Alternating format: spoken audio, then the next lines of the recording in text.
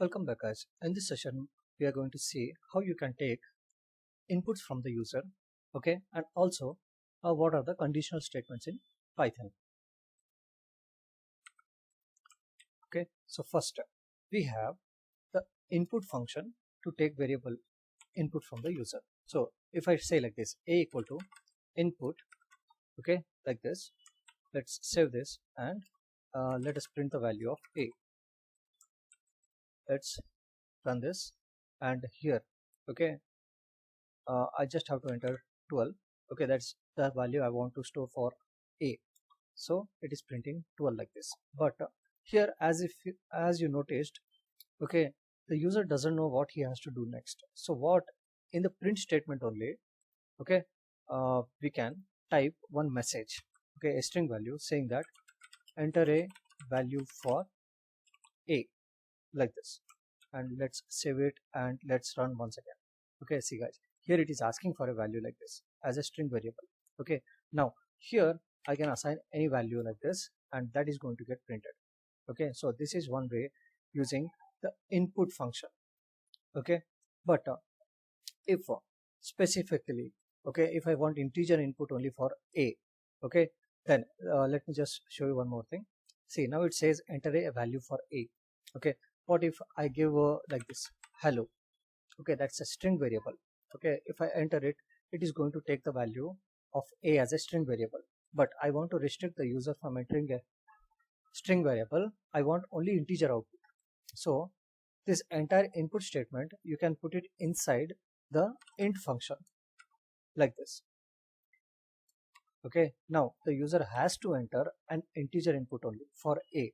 Okay, so here first we used input function, then now we are using the int function. Now let us run this program once again, and this time intentionally let me give it as hello. It's a string value. Okay, now it is saying invalid literal.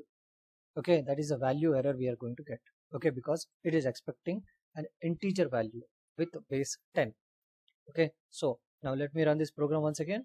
Okay, this time let me enter the integer value 12 and it is going to print 12 on the screen. Okay, so this is one way of printing only integers, but if you want only decimal places, then you can float or double, and if you want to use any other function like long, wide, short, even we can use those as well. Okay, now this is one way to take the input from the user. Okay, now let me just remove this from here. Okay, now let me just show you. See guys, if we have like multiple declarations like this, okay, b is equal to c is equal to, let's say 10. Okay, and I'm trying to print all the values of a. Okay, then I will say print b. Okay, then I will say print the value of c as well. Okay, see, this is multiple declarations of a, b and c to a one variable, integer variable 10. Okay, so now let's run this program. See guys, okay, a, b and c are printed separately and all a, b and c are holding the values 10, 10 and 10. Okay, but now this can also be assigned like this. Okay, so let me just copy this from here. Okay, I'll come here at the bottom. Okay, now I can say like this, a equal to b equal to c, okay, is equal to like this, equal to, let's say 20, let's say 30, like this. Okay, see guys, now we are getting, see, we cannot assign to a literal like this. Okay, but what we can do is, if I say a comma b comma c, okay, a comma b comma c is equal to 10 comma 20 comma 30. Okay, like this, and now this time let's print out all the three values one more time like this. Okay, so let's save this and let's run the program. See that it is printing 10, 20 and 30. So this is also another way of initializing and declaring the variables.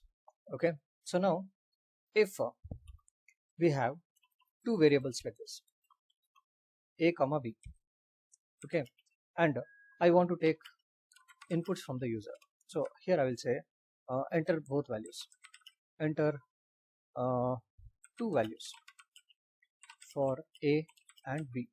Okay, this is the output statement the user is going to see. Okay, but now first let me run this program once and show you what is going to happen now.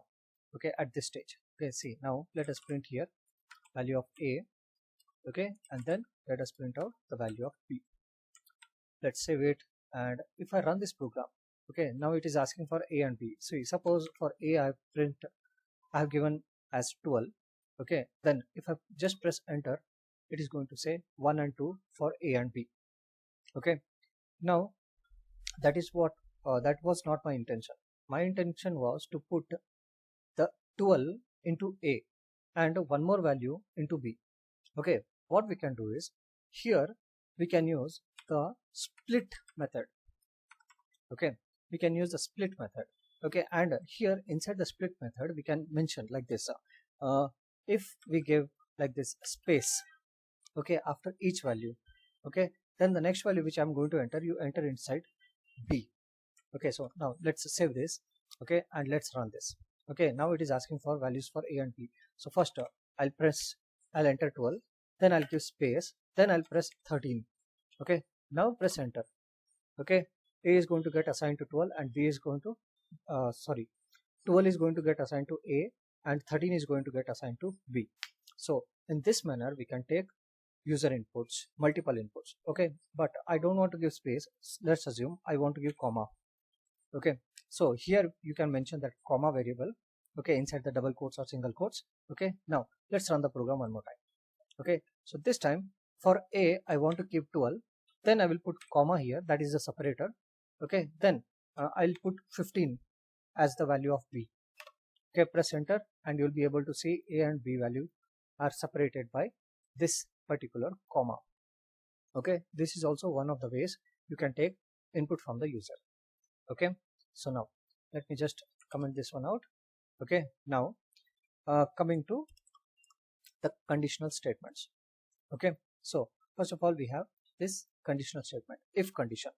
Okay, so now let me take a variable input from the user like this, string value. I want to say enter your name like this. Okay, now I want to say if the name is equal to, okay, double equal to sign I have to give.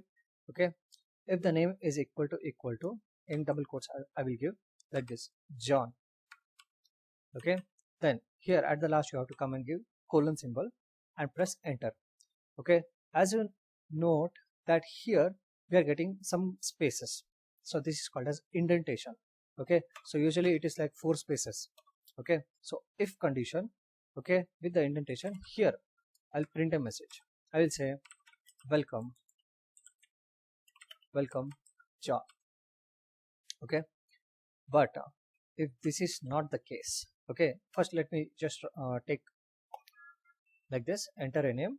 See guys, if I press the name John, okay, it is going to say John. Okay, let me run it once again. Okay, this time let me say some other name. Okay, Sina. So enter, it is not going to print anything.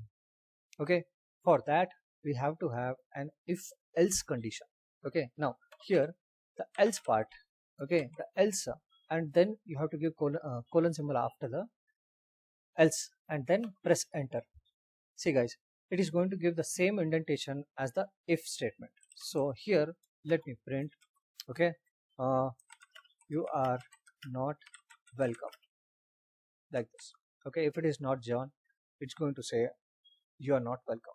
Okay, like that. So now let's run this program and let's enter first John. Okay, so it is going to say welcome John. So let's run this one more time, and this time let's give one more value, some other value, Sina, and it will say boss you are not welcome. Okay, so this is how you can use the if else condition. Now let's continue the program. Okay, so let me come to the next conditional statement. Okay, like this. Okay, we have else if. So this can be written like this, else if. Okay, in Python. Okay, so let me write down one more function over here. Let me just comment off this thing like this. Now here I'm going to say first I'm going to take a name from that. Okay, let me say the name is John. Okay, and here let me keep his age as 30. So if the name is John, okay, or his age is 30, okay, then only he will get the access. Okay, like that we are going to code. So first of all, I'm going to say like this: if this name variable, okay, if it is equal to John, okay, let me write it here, John, John. Okay, now give colon symbol. Okay, it will give some indentation, and here let me print like this: hello John. Okay, and I will say hello John, it will say. Okay, then after that, okay, we are going to ask about the age. Okay, and here I will say like this: if, okay, instead of if condition, I'm going to use else if. Okay, like this: if age is less than, okay, if age is less than 18, okay, or you can also say like this: if age is less than 30, okay, then you say in a print statement that you are not John, like this.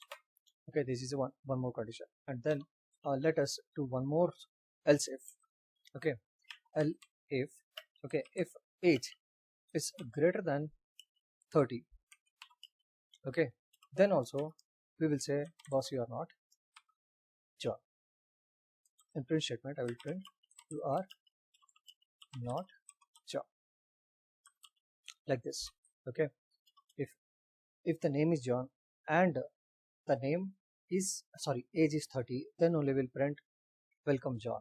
Okay, so here in else part you can write like that. Okay, see here in else part we will say print hello John. Okay, welcome, identity confirmed, ARMED, confirm, like this. Okay, so here instead of else we'll do one thing: else if. Again we'll add else if condition like this: if, okay, that name is equal to let's say John.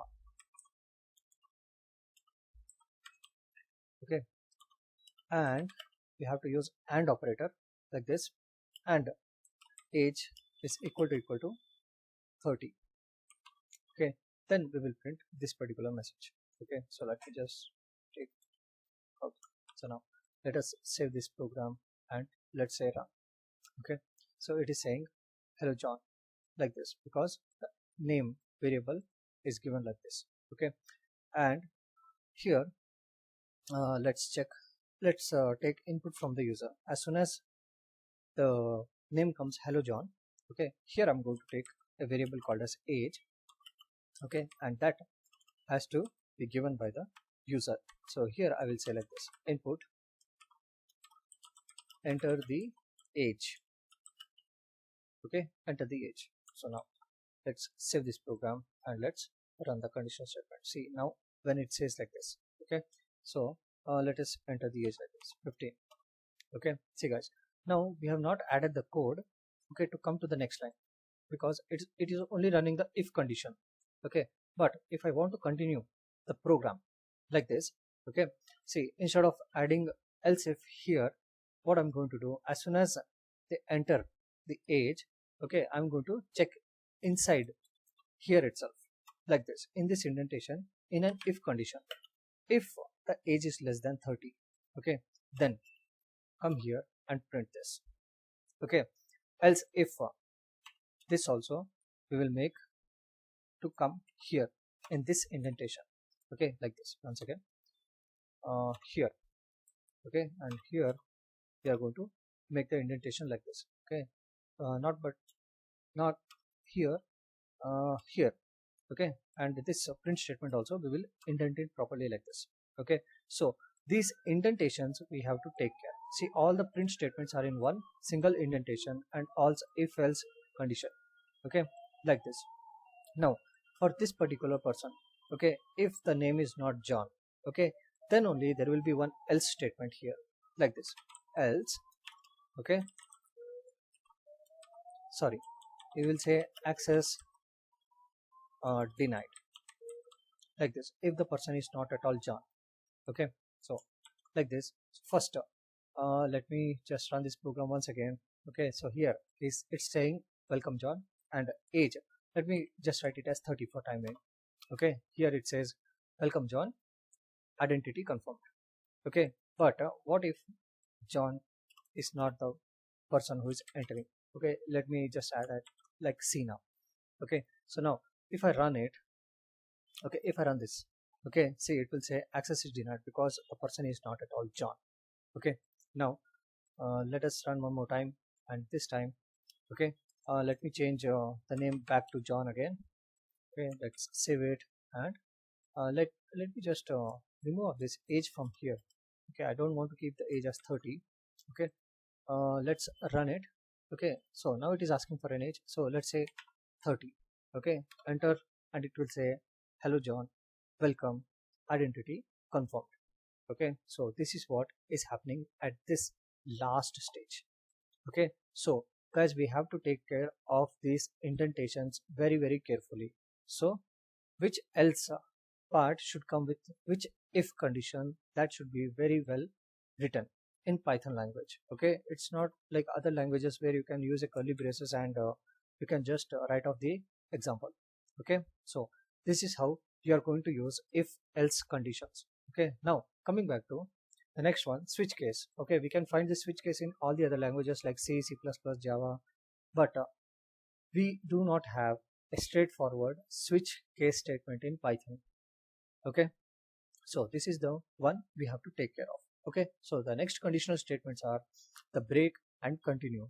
Okay, which I'm going to be doing in the next session, while I'll be teaching you the loop conditions. Okay, so thank you very much for watching, guys. I'll see you in the next topics.